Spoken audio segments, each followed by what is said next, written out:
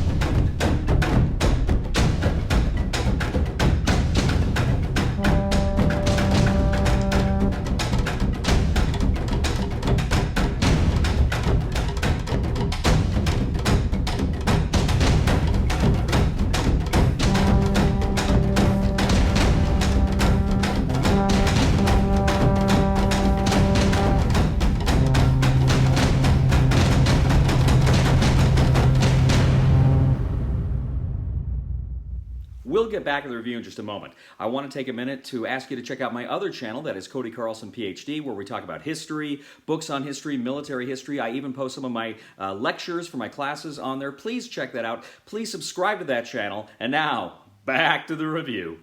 In ancient civilizations of the Middle East from GMT Games, 1 to 6 players take on the roles of various civilizations in the Middle East as they attempt to vie for dominance and become the greatest civilization of them all. Now in this game, players have their own unique player boards, which have space for these discs of their color, which are going to be used for all sorts of things during the game. The game board itself is a map of the Middle East, and you have various kind of terrain. You have deserts, you have kind of the fertile plain, you have mountains, as well as kind of sea areas. Now, at the beginning of the game, you're going to select a scenario that you want to play. The scenario is going to tell you exactly which civilizations are going to place their discs and how they're going to arrange their discs, and where you're going to place your square, which is kind of like your capital. It marks your kind of capital area there. Off to the side of the board, you're going to place various religion cards along with their specific blocks there as well.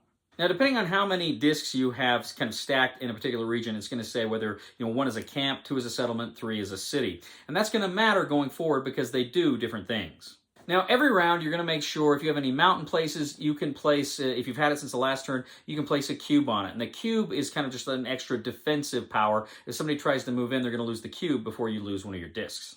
You're going to have a retirement step. You can actually take any number of non-city discs and kind of place them back in your pool because you are limited and you may want to shift discs around during the game. Now, during the acquisition step, you're going to get a minimum of 3 discs, but depending on where your discs are on the board, you're going to get a number of discs that, again, you can place going forward. You can resettle, meaning you can move one of your city discs to kind of your pool that you can then use to also put back on the board somewhere else. Now, during the deployment step, you can go ahead and start placing your discs on the board. You can place them either in places you already have in order to grow, kind of your control over that place, or you can actually move them out. But you have to be adjacent to where you already were. But you can go ahead and you can chain, so you could actually grow out quite a bit on one turn, but they always have to be adjacent. Now, each player is going to do all these steps, and then once everybody's done that, you're going to, in turn order, play a card. You have a card. You have a hand of cards. You're going to play one of your cards, and these cards are very different. There's different things they can do. For instance, some cards are just going to be battle cards, competition cards, which you're not going to play at this time. You're going to wait for kind of the competition phase. Some of the cards are events, and if you draw an event, you immediately must play it. At any time in the game, if you draw an event, you immediately must play it and resolve it. But some of the things are investment cards, and investment cards are little cards you set beside you, and it may tell you to put a number of discs on them, and then depending on, over the course of the game, how you remove those discs or whatever, you can get special abilities and special advantages. Now, you may have religion cards, and you can only play a religion card if you have a religion. More on that later. And you also have negation cards. Essentially, you have cards that you can play to negate any card that anybody else has played. Now, during this card phase 2, you can also go ahead and play you can try to gain a religion. You have to pay a number of your discs from the board. You can discard cards. You can also, if you have white discs, which are special discs that you can gain in the game, you can spend those. But you spend a combination of, I think, 5 of those, and then you can go ahead and claim a religion. You place the religion token on your capital city, and you get the card, and you get the benefits of that religion throughout the game. Next, you have the competition phase. And during the competition phase, you can place down competition cards, which may allow you to essentially encroach on other people's territories. If you move into someone else's territories, essentially you're taking discs away on a one-for-one basis, so then who's ever left will have that. But you can also discard cards instead of losing discs, and there's other things you can do to kind of mitigate some of that damage. Now, after the competition phase, essentially you look at the Cs, you see if is there any competition in the Cs, you resolve that, and then you kind of tally up how many victory points you get. Now, you typically will get VPs for all of the cities that you control. All of your cities you control, you get a VP. If you have religion, you get a VP. And if you have, if you've captured somebody else's, essentially their temple, their deities, then you get VPs for that as well. You then reset the turn order from most to least cities on the game board. The game plays over the course of 4 epochs, and if an epoch ends suddenly, you go ahead and you kind of resolve the end of that epoch. For instance, you may look at kind of a change in epoch table, you may look at the card that triggered it, and you're going to find the appropriate effect, the event that goes with the end of that epoch. So if that doesn't happen, you go to the draw step, you draw a number of cards based on a lot of factors with your civilization, and then you go to the next round. So players are going back and forth. They are kind of reallocating their discs. They are gaining more discs, putting discs on the board. They are engaging in competition, playing cards. They are attempting to expand their territories. They're also attempting to gain religion. They're gaining points. They're trying to see if there is a change in the epoch and how that's going to affect them. And you go through this. Now, at the beginning of the game, you're actually going to decide how many epochs you're playing to. So at the end of the epoch you've all agreed to, once that's over, you're going to go ahead, you're going to add up all of your score, and whoever has the most points wins. Ancient civilizations of the Middle East. Now, again, there's more going on there. That's the basic overview. Ancient Civilizations of the Middle East is a sequel to a game that came out a few years ago, Ancient Civilizations of the Inner Sea, which is in the Mediterranean.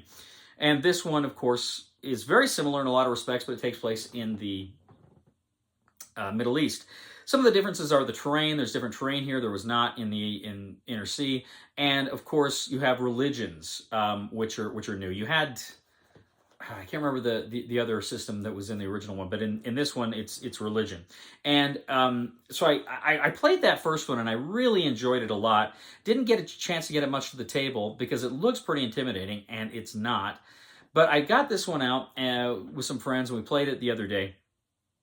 And I just had a blast with it. I just thought it was phenomenal. I like this one better than Inner Sea, and I liked Inner Sea quite a bit. But I really like the religion, and I like the terrain that just adds a little bit more spice and sugar to the game. But fundamentally, this is a game, you look at it and you think, oh, a civilization building game. But not really. It's got elements of civilization building in it, but it's really fundamentally, I feel like more than anything else, a take that game. It's a mean game. For instance, those event cards. A lot of times what you're doing is you're triggering barbarians, and the person, say like the person with the least score, the less discs on the board or whatever, they get to decide where the barbarians go. So they can actually screw over people that are of course in the lead. And then they have to do those battles to fight those barbarians. It's just a lot of fun. There's a lot of great stuff like that where you can screw over other people. This is a game you don't want to play with people that take in-game betrayal and those sorts of things too seriously. But it is fun. I really enjoyed it. I actually took some criticism from one or two people for my enthusiasm for Inner Sea. They were expecting a different game than what it is. I love this system. I think it's fantastic. If anything, my only real concern, my only real issue is sometimes it does seem a little longer than it needs to be. I wish you could move a little faster through some of these turns, but I don't know how that would work. But it's just an incredibly fun and engaging system. It's a great, like I say, it gives you kind of the feel of a civilization builder in a lot of ways, but fundamentally it's just this game of screwing over everyone else, and I really enjoy it. It's just I've had so much fun with Inner Sea, and which unfortunately I ended up giving away because I didn't get at the table. But I've got this one now. I'm going to make it a point to play this one more, and I'm definitely going to hang on to this one. I really loved Ancient Civilizations of the Middle East. Again, I think it's better than Inner Sea, and if you're looking for a game that you got the right combination of people, and you're looking to just have a great time and laugh a lot, I really recommend this one. I think it's fantastic. Buy it. Well, ladies and gentlemen, thank you once again for joining us today on The Discriminating Gamer. As always, we ask you to please leave a comment for us on YouTube, on Board Game Geek, on our Facebook page, or on thediscriminatinggamer.com. We'd ask you to please like us on Facebook, subscribe to us on YouTube, and follow us on Twitter. I'd also ask you, ladies and gentlemen, to please check out my other YouTube channel, that is Cody Carlson, PhD, where we talk about military history and books on history. I'm posting my lectures for World War II on that channel. Please check that out. Please subscribe to that channel. That would mean a lot to me. And please leave a thumb for this video on Board Game Geek. If you really do like the channel, I'd ask you to go ahead and leave us a tip here, hitting the thanks button, super thanks button here on the YouTube page. Again, we would really appreciate that. You know, ladies and gentlemen, I must confess, in all humility, I am something of an expert when it comes to putting leaves into boiling water. It's my specialty.